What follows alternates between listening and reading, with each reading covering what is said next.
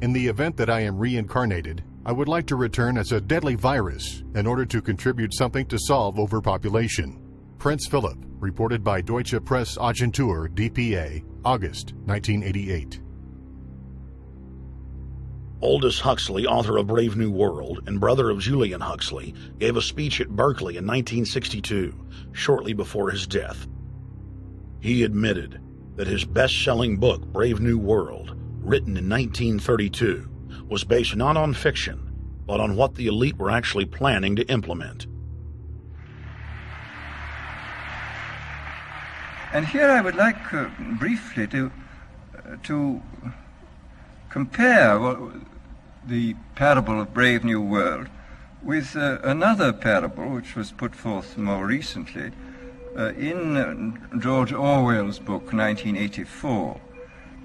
I'm inclined to think that the scientific dictatorships of the future, and I think there are going to be scientific dictatorships in many parts of the world, will be probably a good deal nearer to the Brave New World pattern than to the 1984 pattern. They will be a good deal nearer, not because of any humanitarian qualms in the scientific dictators, but simply because the Brave New World pattern is probably a good deal more efficient than the other. That if you can get people to consent to the state of affairs in which they are living, the state of servitude, the state of being, well, it seems to me that the nature of the ultimate revolution with which we are now faced is precisely this, that we are in process of developing a whole series of techniques which will enable the controlling oligarchy, who have always existed and presumably always will exist, to get people actually to love their servitude. People can be made to enjoy a state of affairs which, by any decent standard, they ought not to enjoy. And these methods, I think, are a real refinement on the older methods of terror, because they combine methods of terror with methods of acceptance. But then there are various other methods which one can think of. There is, for example, the pharmacological method. This was one of the things I talked about in Brave New World. And the result would be that, you can imagine a euphoric which would make people thoroughly happy even in the most abominable circumstances. These things are possible.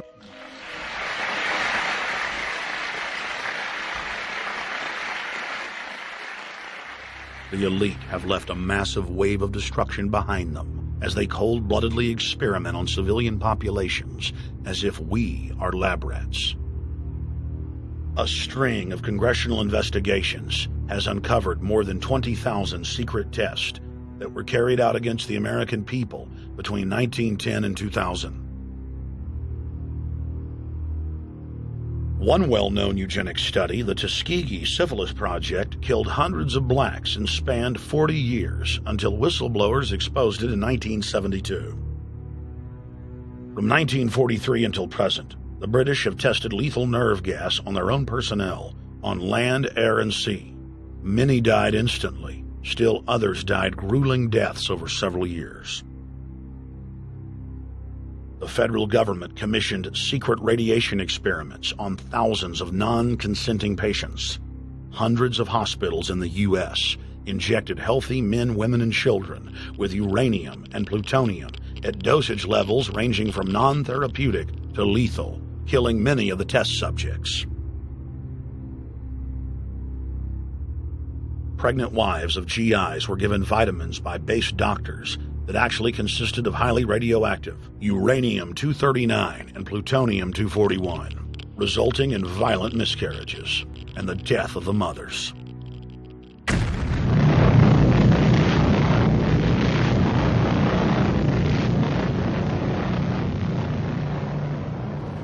Soldiers, sailors, and Marines were used as guinea pigs in hundreds of atomic and hydrogen bomb tests. Patriotic Americans were radiated side by side with lab animals.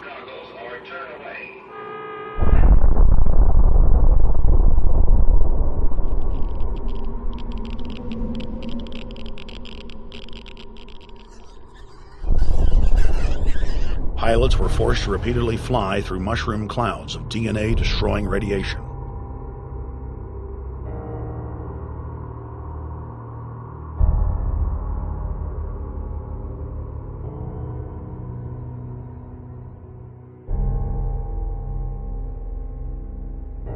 From 1951 to 1961, the U.S. Army paid Israel's health ministry 3 million lira to conduct radiation testing on Sephardic children that immigrated to Israel. The government-run public schools would tell the children that they were going to get a medical checkup and that they were receiving an X-ray.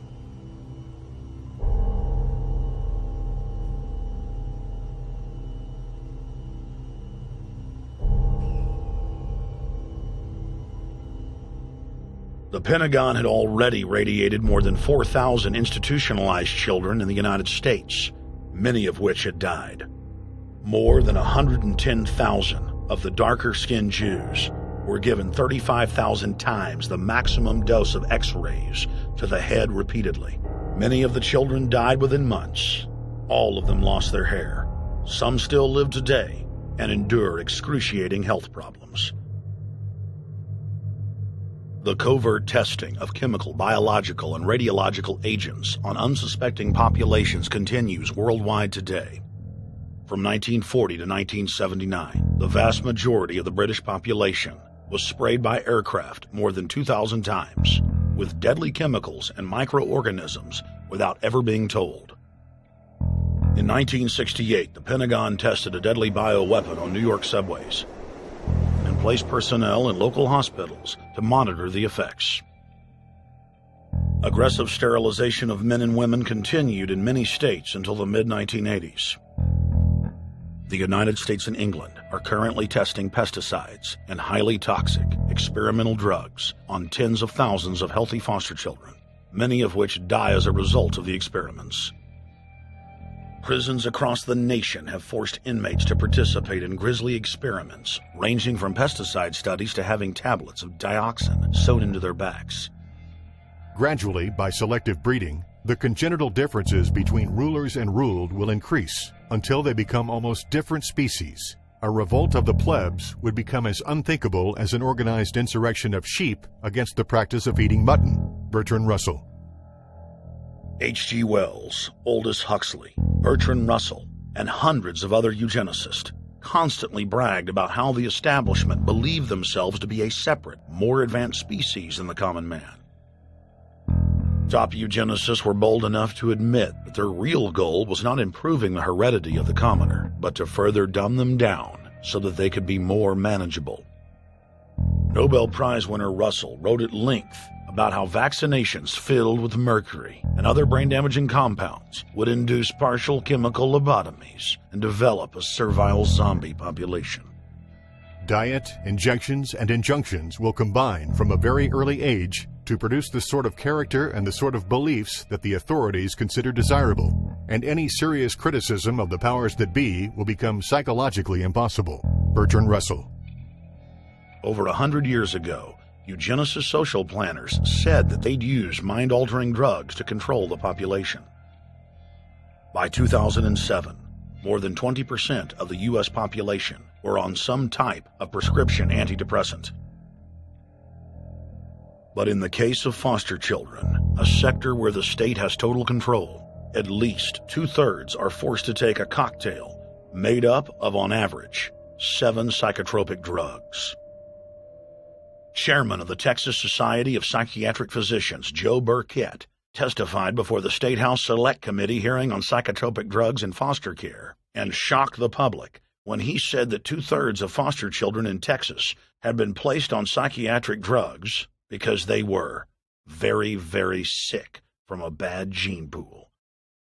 A lot of these kids come from bad gene pools. They don't have stable parents making good decisions. Besides the gene pools, they've then been traumatized by abuse, neglect, and problems, and then they've been traumatized by separation, and all those things predispose to mental illness. The Western world is now implementing eugenics pre-crime policies. Fetuses are now being pre-screened according to family histories of crime. From Portland, Oregon to London, England, Child Protective Services are enrolling newborn children into criminal databases at birth and forcing them to attend probation hearings at age 2. The overlords of scientific dictatorship are ruthlessly prosecuting a war on our most defenseless. In December of 1974, the U.S. government made Third World population reduction a central national security issue. The operation plan, titled National Security Study Memorandum 200, was simply a regurgitation of the British Commission on Population created by King George VI of England in 1944, which openly stated that populous Third World nations posed a threat to the international elite's monopoly of global power. The Kissinger-authored U.S. plan targeted 13 key countries where massive population reduction was called for. Kissinger recommended that IMF and World Bank loans be given on condition that nations initiate aggressive population control programs, such as sterilization. Kissinger also recommended that food be used as a weapon, and that instigating wars was also a helpful tool in reducing population. In 1972, the Nixon White House also implemented a eugenics policy, which was directed by George Herbert Walker Bush, then United States Ambassador to the United Nations. Bush advised China on the formulation of their one-child policy and directed the federal government to forcibly sterilize more than 40% of Native American women on reservations.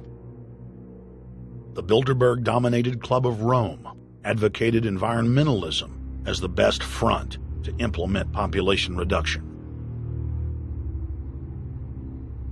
Western populations would accept serfdom if it was packaged as saving the earth.